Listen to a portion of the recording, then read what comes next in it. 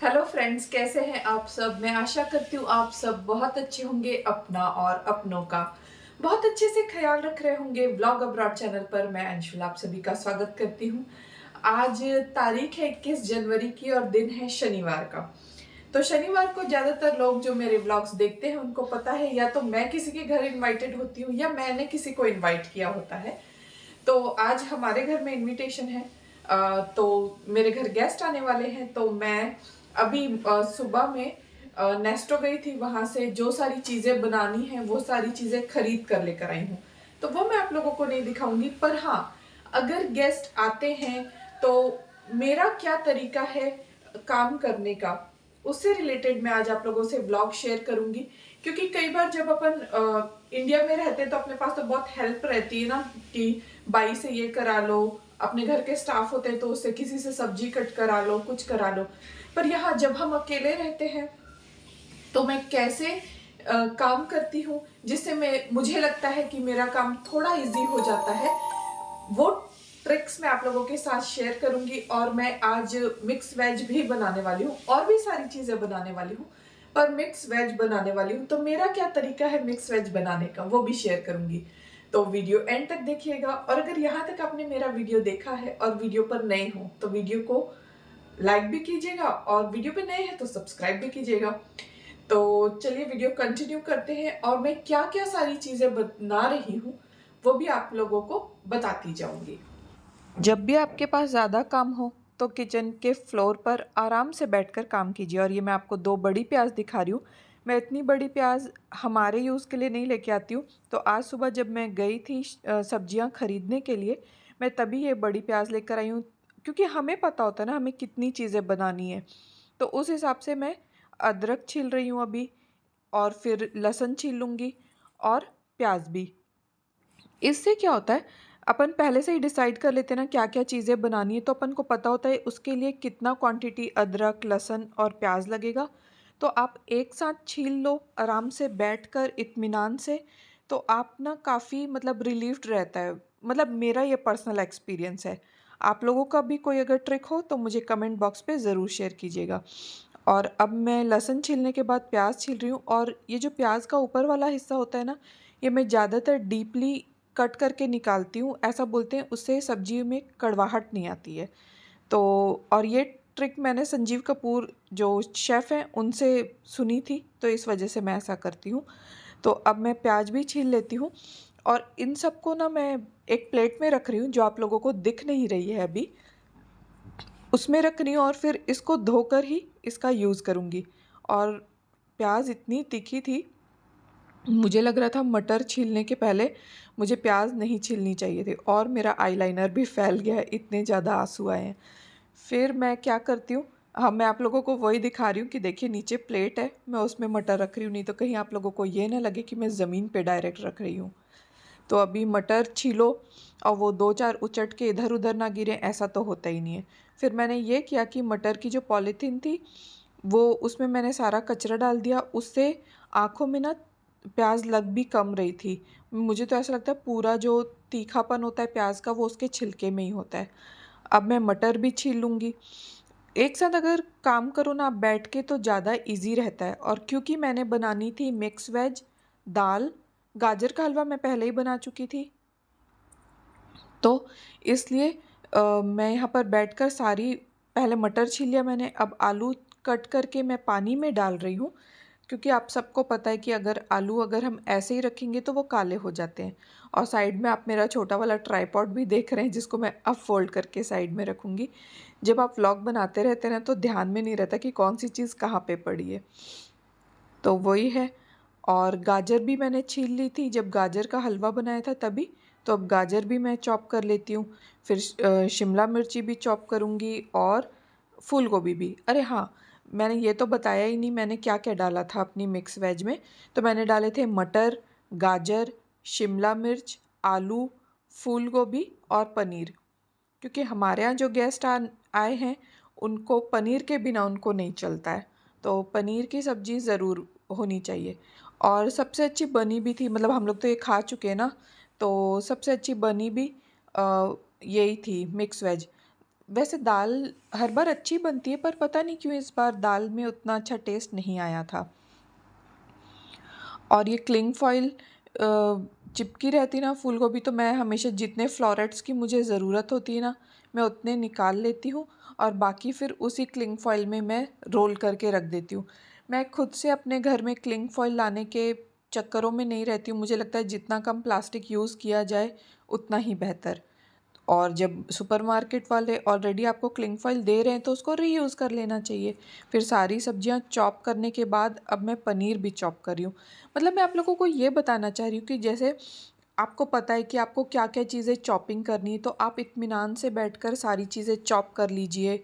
और कितना मसाला रेडी करना है वो सब रेडी कर लीजिए। इससे क्या होता है, आपका काम बहुत ईजी हो जाता है। और जब आप कुक करते हैं ना, तो आपको ये नहीं लगता है अरे मैंने ये और प्याज की ज़रूरत है अभी, या और अदरक की लहसुन है, लहसुन अदरक की और ज़रूरत है। एक बार आप प्लान कर लो ना और फिर उसके हिसाब से चॉपिंग वगैरह कर लो, तो बहुत इजीली वे में आप बहुत सारा खाना बना सकते हैं। तो मेरा तो यही तरीका है काम करने का। पर फिर भी इस बार क्योंकि मैं पूरा व्लॉगिंग में आप लोगों को दिखाने जा रही थी, तो मैं टमाटर की प्यूरी बनाना भूल गई थी। नहीं तो मैं टमाटर की प्यूरी भी बना के रख लेती हूँ, पर व्लॉगिंग के चक्कर में मैं भूल गई थी। तो आप लोग ऐसा ना भूलें, इसलिए मैं आप लोगों को बता भी दे रही हूँ। तो अभी पनीर की भी चॉपिंग हो गई है। देखिए, मुझे सब्जी या जो भी बनाने के लिए मुझे मेथी भी चाहिए बघार लगाने के लिए। तो जैसे ही मैं मार्केट से सामान लेके मैंने ये सारी चीज़ें धो कर रख ली है। और पनीर अभी कट कर लिया, मिक्स वेज का सामान रेडी कर लिया, प्याज अदरक लहसुन ये छील के रख लिया। मतलब मैं, और हाँ, ये साग मैंने बना लिया क्योंकि भाभी का डब्बा मेरे पास है ना, तो वो उनको कुछ तो भी डाल के देना है। इसमें दाल धो के रख ली है, गाजर का हलवा मेरा रेडी है। मतलब जब भी कोई गेस्ट आता है तो मैं, ऐसा नहीं है कि मैं 2 या 3 घंटे में सारा कुछ रेडी करके रखती हूँ। मेरे को मतलब ऐसा लगता है, हॉस्पिटैलिटी मुझे बहुत पसंद है करना। तो मेरा लगभग पूरा दिन ही इसमें चला जाता है। कई बार मैं आप लोगों के साथ थाली भी शेयर नहीं कर पाती, तो आज मैंने कोशिश की है कि मैं सारी चीज़ें एडवांस में रेडी करूं और लास्ट में आप लोगों के साथ जो मेरा पूरा प्रेजेंटेशन है वो भी शेयर करूं। तो वीडियो एंड तक देखिएगा। और अब मैं क्या करने वाली हूँ वो देखिए। मतलब आप भी अगर इस तरीके से करेंगे ना, तो आपको भी बहुत हेल्प मिलेगी। और चाहे आपके घर में 10 मेहमान आए या 15 या 20, आपको उतना एफर्ट महसूस नहीं होगा। तो चलिए आगे मैं क्या करती हूँ वो भी देख लीजिए। अब मैं कर ये रही हूँ कि मैं अपने इलेक्ट्रिक चॉपर में सबसे पहले चॉप करूँगी अदरक लहसुन, और हरी मिर्ची नहीं डाल रही हूँ। हरा मेथी मैंने डाला है क्योंकि कसूरी मेथी तो अपन डालते ही है ना चीज़ों में अच्छे स्वाद के लिए। तो सबसे पहले मैंने लहसुन धो लिया, अदरक के भी थोड़े छोटे टुकड़े बना लिए थे, वो भी धो ले रही हूँ और इसको डाल रही हूँ इलेक्ट्रिक चॉपर में। और इसको अब बारीक मैं चॉप कर लूँगी और इसको एक बाउल में खाली करके रख लूँगी। उसे जितना क्वांटिटी मुझे जिस चीज़ में डालना है उसमें डालना इजी रहेगा। जिनके पास तो अदरक लहसुन का पेस्ट होता है वो लोगों को तो मतलब कुछ भी ज़रूरत नहीं है ऐसा करने की। ये देखिए कितना खूबसूरत चॉप हो गया है ना। पर मुझे ये लगता है पेस्ट दाल में ना, अदरक लहसुन का चॉप किया हुआ का ज़्यादा अच्छा टेस्ट आता है एज़ कम्पेयर टू पेस्ट। तो चॉप किए हुए मैं चॉप करके इसको एयर टाइट कांच के बाउल में रख रही हूँ। हालांकि मुझे इसी दिन यूज़ करना है, स्टिल मैंने उसको कांच के बाउल में रखा। और मैंने वो चॉपर को बहुत अच्छे से क्लीन नहीं किया है और उसमें ही प्याज अब चॉप करूँगी मैं। और क्योंकि मैं चीज़ें धोकर तुरंत तुरंत यूज़ कर रही हूँ, तो मतलब आपको ये भी नहीं है कि हाइजीन वगैरह का कुछ। और ये भी देखिए मैं एक एयर टाइट कंटेनर में खाली कर ले रही हूँ और इसको मैं रख दूँगी फ्रिज में। क्योंकि अभी मैं सिर्फ मतलब तैयारी कर रही हूँ ना, तो बाहर रखने का अच्छा से बाहर रखने से बेहतर है कि इसे फ्रिज में रख दिया जाए। तो प्याज अदरक लहसुन और हरी मेथी का जो मैंने चॉप करके बनाया है उसको मैंने रख दिया फ्रिज में। और अब मैं धो रही हूँ चावल। तो 2-3 बार मैं ऐसे टैप वाटर से धो लेती हूँ और फिर उसके बाद जो अपना का बॉटल का ड्रिंकिंग वाटर आता है वो डाल के इसको कुक कर लेती हूँ। तो अभी मैं सिर्फ ये चावल धो के रख ले रही हूँ। चावल, दाल, ये सारी चीज़ें आप पहले धोकर रख लेना तो कुक भी जल्दी होता है और बनता भी अच्छा है। और अब मैं आटा गूंद रही हूँ। और हाँ, सेम चीज़ आटे पे भी अप्लाई होती है। अगर आप आटा पहले से गूंद के रख लें 1-2 घंटे पहले, तो ना उसका रोटी बहुत अच्छी बनती है। तो इसलिए मैं आटा भी गूंद के रख ले रही हूँ। और मेरे ड्रेस पे आटे का हाथ लग गया है, तो उस वजह से वो वाइट वाइट हो गया है। और ये सारी तैयारी आप पहले से करके रखो ना, तो गेस्ट आते हैं तो आपके पास बात करने वगैरह का टाइम भी होता है। नहीं तो कई बार ऐसा होता है कि आप खाना बनाने में ही लगे रहते हो और गेस्ट से बात करने का टाइम भी नहीं रहता। तो ये सारी चीज़ें अगर आप एडवांस में करके रखेंगे तो आप बेहतर तरीके से काम कर पाएंगे। अब मैं यहाँ पर सारी सब्जियाँ फ्राई करूँगी अपनी मिक्स वेज के लिए। तो मैंने कढ़ाई में रख दिया है तेल गरम होने के लिए। और जो ये फूल गोभी है, ये मैंने धोई थी तो इसको मैं छन्नी में निकाल के रख लिया है ताकि उसका पानी निकल जाए। और अब मैंने छन्नी में आलू जो है उसको भी पानी से निकाल के रख लिया है, ताकि जब तक में ये गोभी फ्राई हो तब तक आलू का भी पानी निकल जाए। अब गोभी को मैं अच्छे से मतलब फ्राई कर रही हूँ, उस पर कुछ ब्राउन निशान आ जाए, अच्छे से गोभी मतलब हाफ कुक हो जाए, इतना मैं उसको फ्राई कर रही हूँ। और अब इसको मैं निकाल लूँगी और इसी तेल में आलू भी तलूँगी। और आप साइड में देख रहे हैं कि ये चावल भी मैंने पकने के लिए रख दिया है। आज मैं चावल पहले से इसलिए बना ले रही हूँ ताकि क्योंकि मुझे जीरा राइस बनाना है। और अब मैं यहाँ पे जो पनीर मैंने चॉप करके रखा था उसको मैरिनेट कर रही हूँ। तो इसमें मैं सबसे पहले डाल रही हूँ दही। अ, अगर आप चाहें तो वैसे भी पनीर भी तल के डाल सकते हैं, पर मुझे लगता है कि मैरिनेट किए हुए पनीर का ज़्यादा अच्छा टेस्ट आता है। उसके बाद डाल रही हूँ हल्दी, फिर लाल मिर्च का पाउडर, धनिया पाउडर, और इसमें मैंने डाला है काली मिर्च और जीरा कूट कर, और थोड़ा नमक। इससे क्या होता है, जो पनीर होता है ना उसमें भी एक टेस्ट आ जाता है। तो पनीर खाते वक्त आपको ये फील नहीं होता कि पनीर पनीर का ही टेस्ट आ रहा है, मतलब एक उसमें अलग से एक मसालों का भी फ्लेवर आता है। और फिर आप पनीर को भी अच्छे से मिक्स कर लीजिए दही और सारे मसाले जो आपने ऐड किए हैं उसके साथ। और ये शिमला मिर्च और गाजर भी मैंने फ्राई कर ली है, तो ये भी निकाल लेंगे। और हाँ, मैंने मटर फ्राई नहीं किए हैं और शायद दुनिया का कोई भी मटर फ्राई नहीं करता होगा। मैंने उसको हल्का सा ब्लैंच कर लिया है। और अब मैं लगा रही हूँ सब्जी में बघार।